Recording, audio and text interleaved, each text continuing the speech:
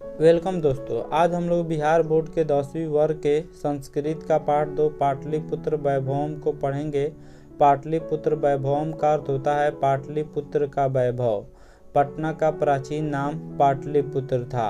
सबसे पहले पाठ परिचय को जान लेते हैं। इस पाठ में बिहार की राजधानी पटना के प्राचीन महत्व का निरूपण करने के साथ ऐतिहासिक परंपरा से आधुनिक राजधानी के प्रसिद्ध स्थलों का भी निरूपण किया गया है।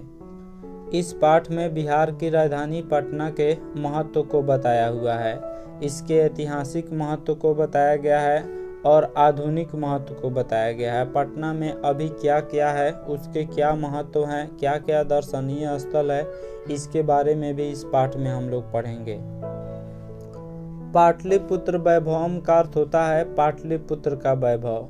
पाटलिपुत्र पटना का प्राचीन नाम है। वैभव का अर्थ शान शौकत, धन दौलत, सुख शांति या ऐश्वर्य होता है। तो हम लोग पटना के सुख शांति, इसके ऐश्वर्य के बारे में, इसके सुख शांति के बारे में पढ़ेंगे।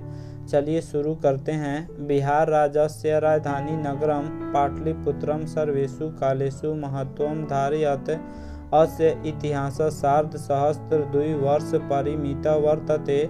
अत्र धार्मिक क्षेत्रम, राजनीति क्षेत्रम, उद्योग क्षेत्रम च विशेषेण ध्यानाकर्षकम।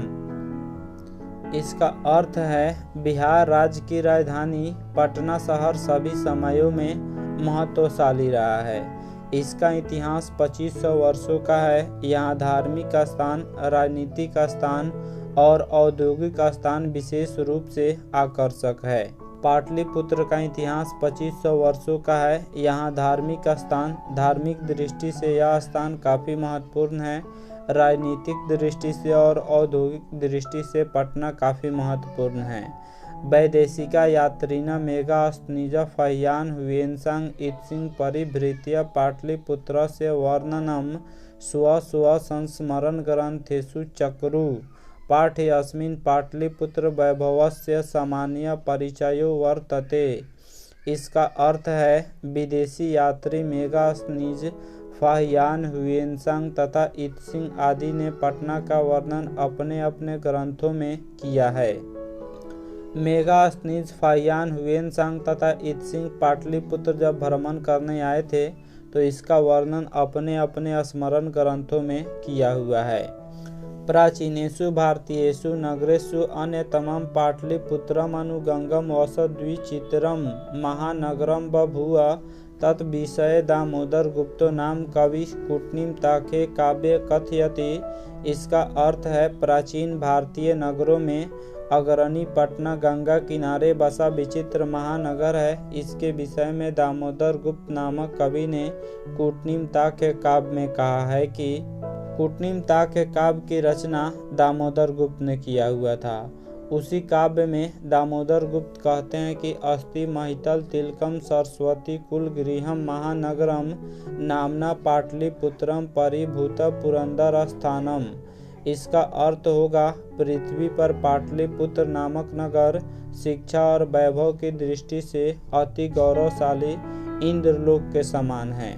दामोदर गुप्त नामक कवि ने अपने कूटनीमताखे काव्य में कहा हुआ है कि पाटलिपुत्र नामक नगर शिक्षा और वैभव की दृष्टि से अति गौरवशाली इंद्रलोक के समान है। जिस तरह इंद्रलोक गौरवशाली है, उसी तरह दामोदर गुप्त ने पटना को भी गौरवशाली बताया हुआ है, क्योंकि यह शिक्षा की दृष्टि से काफ़ी महत्वपूर्ण महानगर था। इतिहासे श्रूयते यत् गंगायाः तीरे बुधकाले पाटलिग्रामः स्थितः आसीत् यत्र च भगवान् बुधः बहुकृत्वा समागतः। तेन कथितमासीत् यद् ग्रामो अयं महानगरं भविष्यति किन्तु कलहस्य, अग्निदाहस्य, जलपूरस्य च भयात् सर्वदा आक्रान्तं भविष्यति। इसका अर्थ है इतिहास में सुना जाता है कि भगवान बुद्ध के समय गंगा नदी के तट पर पाटली नामक ग्राम अवस्थित था और भगवान बुद्ध कई बार आए थे। उनके द्वारा कहा गया था कि यह गांव महानगर होगा, लेकिन लड़ाई झगड़ा, अगलगी और बाढ़ के भय से हमेशा घिरा होगा। भगवान बुद्ध जो थे वह पाटली नामक ग्राम में आए थे। जब पाटलिपुत्र आए थे तो वहाँ पे एक छोटा सा गांव था। और उसने भविष्यवाणी किया हुआ था कि यह गांव महानगर होगा, लेकिन हमेशा लड़ाई झगड़ा, अगलगी और बाढ़ के भय से घिरा रहेगा। कालांतरेण पाटलिग्राम एवं पाटलिपुत्रम इति कथितः। चंद्रगुप्त मौर्यस्य काले अस्य नगरस्य शोभा रक्षा व्यवस्था च अति उत्कृष्टा आसीत् इति यूनान राजदूतः मेगास्निज स्वसंस्मरणेषु निरूपयति। अस्य नगरस्य वैभवं प्रियदर्शिनः अशोकस्य समय सुतरां समृद्धम्। इसका अर्थ है बाद में यही पाटलिग्राम पाटलिपुत्र नगर के रूप में प्रसिद्ध हुआ। चंद्रगुप्त मौर्य के समय में इस नगर की शोभा तथा रक्षा व्यवस्था अति उत्तम थी, जिसका वर्णन यूनानी राजदूत मेगास्नीज ने अपनी आत्मकथा में लिखा है। इस नगर की संपन्नता अशोक के समय में और अधिक समृद्ध थी। भगवान बुद्ध जब पाटलिग्राम आए थे तो उसने भविष्यवाणी कर दिया हुआ था कि यह गांव महानगर होगा, लेकिन अगलगी, बाढ़ और लड़ाई झगड़ा से हमेशा घिरा रहेगा। और बाद में गांव जो है महानगर हो गया। चंद्रगुप्त मौर्य के समय में इस नगर की शोभा और रक्षा व्यवस्था अति उत्पन्न थी, जिसका वर्णन यूनानी राजदूत मेगास्नीज ने अपनी आत्मकथा में लिखा है। और इस नगर की संपन्नता अशोक के समय में और अधिक थी। बहुकालम पाटलिपुत्रस्य प्राचीना सरस्वती परंपरा परावर्तत इति राजशेखर स्वकाव्यमीमांसा नाम के कवि शिक्षा प्रमुखे ग्रंथे सादरम स्मरति। इसका अर्थ है बहुत समय तक पाटलिपुत्र की प्राचीन शिक्षा परंपरा चलती रही। यह राजशेखर नामक कवि ने अपनी काव्यमीमांसा नामक ग्रंथ में आदर पूर्वक वर्णन करता है। काव्यमीमांसा नामक ग्रंथ का रचना राजशेखर ने किया हुआ है और वह अपने ग्रंथ में कहते हैं कि अतरूप वर्ष वर्षावि पाणिनि पिंगलावि ब्याडी वरुचि पतंजलि ई परीक्षिता ख्यातिम उपजगमु। यह राजशेखर नाम कवि ने अपने काव्यमीमांसा नामक ग्रंथ में लिखते हैं। इसका अर्थ होगा यहाँ वर्ष, उपवर्ष, पाणिनि, पिंगल, ब्याडी, वरुचि, पतंजलि आदि लोगों ने ज्ञान का विस्तार किया और ख्याति पाई। दुनिया में सबसे पहले संस्कृत भाषा का ग्रामर बनाया गया और उस ग्रामर को किसने बनाया तो पाणिनि महोदय ने। संस्कृत भाषा का पहला ग्रामर पाणिनि महोदय ने बनाया और योग दर्शन के प्रवर्तक पतंजलि थे और छंद का पिंगल थे। इस तरह से इन लोगों ने पाटलिपुत्र में ज्ञान का विस्तार किया और ख्याति पाई। कतिपयेषु प्राचीन संस्कृत ग्रंथेषु पुराणादिषु पाटलिपुत्रस्य नामान्तरं पुष्पपुरं कुसुमपुरं वा प्राप्यते। अनेन ज्ञायते यत् नगरस्य अस्य समीपे पुष्पाणां बहुमुत्पादनं भवति स्म। इसका अर्थ है कुछ प्राचीन ग्रंथों तथा पुराणों में पाटलिपुत्र का दूसरा नाम पुष्पपुर या कुसुमपुर भी देखने को मिलता है। इससे पता चलता है कि नगर के समीप फूलों का उत्पादन अधिक होता था। कुछ प्राचीन ग्रंथों में पाटलिपुत्र का नाम पुष्पपुर या कुसुमपुर भी दिया हुआ है। पुष्पपुर या कुसुमपुर से यह पता चलता है कि नगर के समीप फूलों का बहुत ज्यादा उत्पादन होता था। पाटलिपुत्रम इति शब्दो अपि पाटल पुष्पानां पुतलिका रचनामाश्रित्य प्रचलिता। शरत्काले नगरे अस्मिन् कौमुदी महोत्सव इति महान् समारोहः गुप्त वंश शासन काले अतीव प्रचलिता। तत्र सर्वे जनाः आनन्दमग्नाः अभूवन्। सम्प्रति दुर्गा पूजा अवसरे तादृश एव समारोह दृश्यते।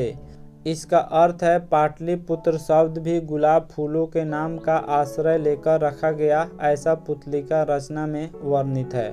पुतलिका रचना में वर्णित है कि पाटलिपुत्र शब्द जो है वह गुलाब फूलों के नाम के आश्रय से लिया गया है। गुप्त वंश के शासन काल में इस नगर में शरद ऋतु में कौमुदी महोत्सव अति प्रचलित था। इस अवसर पर लोग अति प्रसन्न रहते थे, यानी बहुत ज़्यादा प्रसन्न रहते थे। इस समय दुर्गा पूजा के अवसर पर वैसा ही दृश्य देखने को मिलते हैं। गुप्त वंश के काल में शरद ऋतु में शरद पूर्णिमा के दिन कौमुदी महोत्सव बहुत ज़्यादा प्रचलित था और उस अवसर पर लोग बहुत खुश होते थे। इस समय दुर्गा पूजा के अवसर पर पाटलिपुत्र में वैसा ही दृश्य देखने को मिलता है। कालचक्रवशात् यद्यपि मध्यकाले पाटलिपुत्रं वर्षसहस्र परिमितं जीर्णतामनभूत् तस्य संकेतः अनेकेषु साहित्यग्रन्थेषु मुद्रारक्षादिषु लभ्यते। मुगलवंशकाले अस्य नगरस्य समुदारो जातः। आंग्लशासनकाले च पाटलिपुत्रस्य सुतरां विकासो जातः। इसका अर्थ है समय परिवर्तन के कारण मध्यकाल में पाटलिपुत्र 1000 वर्षों तक पिछड़ा रहा। इसकी जानकारी अनेक साहित्य ग्रंथों एवं मुद्रा राक्षस नाटक में मिलती है। मुगल शासन काल में इस नगर का विकास हुआ तथा अंग्रेज शासन काल में इस नगर का काफी विकास हुआ। चंद्रगुप्त मौर्य के समय में और सम्राट अशोक के समय में इस नगर का वैभव काफी अच्छा था, लेकिन समय परिवर्तन के कारण मध्यकाल में पाटलिपुत्र 1000 वर्षों तक पिछड़ा रहा। इसकी जानकारी साहित्य ग्रंथों से और मुद्रा राक्षस नामक नाटक से मिलती है। मुगल वंश के काल में इस नगर का विकास हुआ, लेकिन अंग्रेजों के काल में इस नगर का और अधिक विकास हुआ। नगरमिदं मध्यकाले एव पटनेति नाम्ना प्रसिद्धिं गात्। अयं च शब्द पतनमिति शब्दात् निर्गतः। नगरस्य पालिका देवी पटन देवीति अद्यापि पूज्यते। इसका अर्थ है यह नगर मध्यकाल में ही पटना नाम से प्रसिद्ध हुआ और यह शब्द पतन शब्द से बना है। नगर का पालन और रक्षा करने वाली पटन देवी आज भी पूजी जाती है। प्राचीन काल में पटना का नाम पाटलिपुत्र था और मध्यकाल में पटना नाम पड़ा। पाटलिपुत्र का नाम मध्यकाल में पटना पड़ा और पटना शब्द जो है वह पतन शब्द से बना हुआ है। नगर की पालन और रक्षा करने वाली पटन देवी के नाम पर इस नगर का नाम पटना पड़ा। पटन देवी आज भी पाटलिपुत्र में अर्थात वर्तमान पटना में पूजी जाती है। संप्रति पाटलिपुत्रम पटना नाम नगरम अति विशालम वर्तते। बिहारस्य राजधानी चास्ति। अनुदिनं नगरस्य विस्तारः भवति। अस्य उत्तरस्यां दिशि गंगा नदी प्रवहति। तस्या उपरि गांधी सेतुर्नाम एशिया महादेशस्य दीर्घतमः सेतु किंच रेलयान सेतु निर्मीयमानो वर्तते। इसका हिंदी अर्थ है, इस समय पाटलिपुत्र अर्थात पटना नामक नगर अति विशाल बिहार राज्य की राजधानी है। आए दिन इसका विस्तार हो रहा है। इस नगर के उत्तर दिशा में गंगा नदी बहती है। इसके ऊपर एशिया महादेश का सबसे लंबा पुल गांधी सेतु बना हुआ है और रेल पुल का निर्माण हो रहा है। आज के पटना बिहार की राजधानी है और इसका प्रतिदिन विस्तार हो रहा है। इसके उत्तर दिशा में गंगा नदी बहती है और उसके ऊपर एशिया महादेश का सबसे लंबा पुल गांधी सेतु है, जिसकी लंबाई 7 किलोमीटर है और रेल पुल का निर्माण हो रहा है। हालांकि रेल पुल का निर्माण हो चुका है, लेकिन इसमें दिया हुआ है कि हो रहा है क्योंकि यह बहुत पहले किताब लिखी गई है। नगरे अस्मिन् उत्कृष्ट संग्रहालय, उच्च न्यायालय, सचिवालय, गोलगृहं, तारामंडलम, जैविक उद्यानम, मौर्यकालिका अवशेषः, महावीर मंदिरम इत्येते दर्शनीयाः सन्ति। प्राचीन पटना नगरे सिख संप्रदायस्य पूजनीयं स्थलं दशम गुरु गोविंद सिंहस्य जन्म स्थानं गुरुद्वारेति नाम्ना प्रसिद्धं वर्तते। तत्र देशस्य तीर्थयात्रिणः दर्शनार्थमायन्ति। इसका हिंदी अर्थ है, इस नगर में उत्कृष्ट संग्रहालय, उच्च न्यायालय अर्थात हाई कोर्ट, सचिवालय, गोलघर, तारामंडल, जैविक उद्यान, संजय गांधी जैविक उद्यान जो चिड़ियाघर है, मौर्यकालिक अवशेष, महावीर मंदिर आदि दर्शनीय स्थल है। पटना में उत्कृष्ट संग्रहालय, हाई कोर्ट, सचिवालय, संग्रहालय अर्थात म्यूजियम। संग्रहालय किसको कहा जाता है? जहाँ पे प्राचीन वस्तुओं को रखा जाता है उसी को संग्रहालय कहा जाता है। हाई कोर्ट है, सचिवालय है गोलघर है, तारामंडल है, जैविक उद्यान है, मोर कालिक यानी मौर्यों के समय का अवशेष है, महावीर मंदिर आदि दर्शनीय स्थल है। प्राचीन पटना नगर में सिख संप्रदाय के पूजनीय स्थल गुरुद्वारा 10वें गुरु गोविंद सिंह का जन्म स्थान है। सिख संप्रदाय में 10 गुरु आए। पहले गुरु गुरु नानक थे और अंतिम गुरु गुरु गोविंद सिंह थे जो 10वें गुरु थे। गुरु गोविंद सिंह का जन्म पटना नगर में हुआ था। यहाँ देश के विभिन्न क्षेत्रों के तीर्थ यात्री दर्शन के लिए आते हैं। एवं पाटलिपुत्रम प्राचीन कालात् अद्यावधि विभिन्नेषु क्षेत्रेषु वैभवं धारयति सर्वं च संकलित रूपेण संग्रहालय दर्शनीयमिति पर्यटन मानचित्रे नगरमिदं महत्वपूर्णम्। इसका हिंदी अर्थ है, इस प्रकार पाटलिपुत्र प्राचीन काल से आज तक विभिन्न क्षेत्रों में वैभव धारण किया है और संग्रहालय के समान दर्शनीय है। पर्यटन की दृष्टि से यह नगर अति महत्वपूर्ण है। पाटलिपुत्र जो है संग्रहालय के समान दर्शनीय है क्योंकि संग्रहालय में पुरानी वस्तुओं को बचा कर रखा जाता है। उसी तरह पाटलिपुत्र अपना इतिहास बचा कर रखा हुआ है। प्राचीन से लेकर वर्तमान तक पाटलिपुत्र अपना पूरा इतिहास बचा कर रखा हुआ है और पर्यटन की दृष्टि से, भ्रमण करने की दृष्टि से यह नगर काफ़ी महत्वपूर्ण है। जो पटना में रहता होगा वह पटना घूमता ही होगा। अगर आपको कभी समय मिले तो पटना अवश्य घूमिएगा, जो काफ़ी महत्वपूर्ण महानगर है। आशा करता हूँ यह वीडियो काफ़ी पसंद आया होगा। हमारे चैनल को सब्सक्राइब करें, इस वीडियो को लाइक करें तथा अधिक से अधिक शेयर करें। Thanks for watching my video.